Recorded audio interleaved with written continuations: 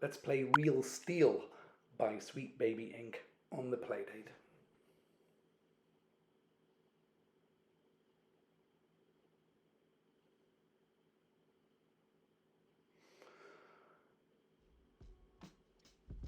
So I dipped into this and didn't get into it a while ago.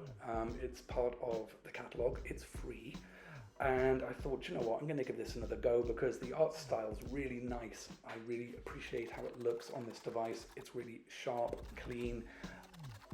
It has enough variety for it to work as an engaging environment to be in. And I appreciate they've given a lot of effort and thought to the device they're making the game for. And you play this thief who only has a fishing line to their name to help liberate this artwork. So there's no shooting, there's no jumping, there's no leveling up, so it's very, very simple.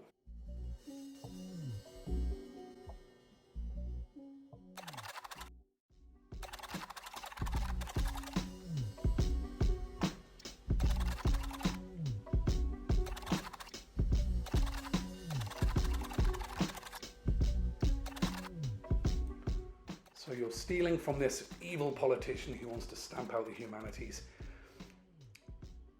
And off you go. So you use the crank to lower or raise yourself. They are laser beams, as you can see, and when they touch you, you start to lose your grip. Once your grip bar gets to maximum, you drop yourself from the hook or whatever you're carrying, and you have to use the hook to get yourself back again.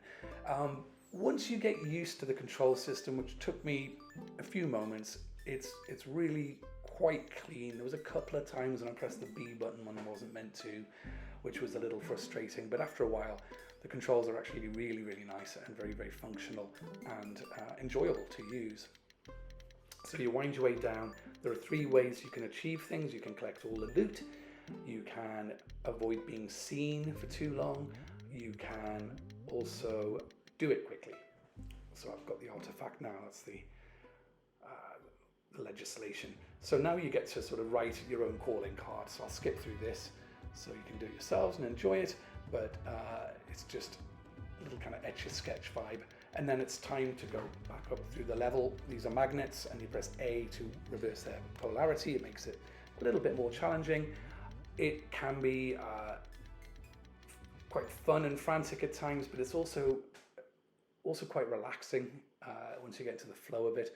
A lot like many Playdate games, I find with the crank, it sort of demands that it isn't ridiculously hectic. So here you can wind up quite fast to get through the level as quickly as possible, but it's not necessary unless you're going for the time score. In terms of the music is really, really good. A fella called Durant and J Squared, and they are knocking out some really nice sort of deep techno, deep club sounds, I guess, but it's quite varied. So you know, they've done a great job. It's really, really, really solid.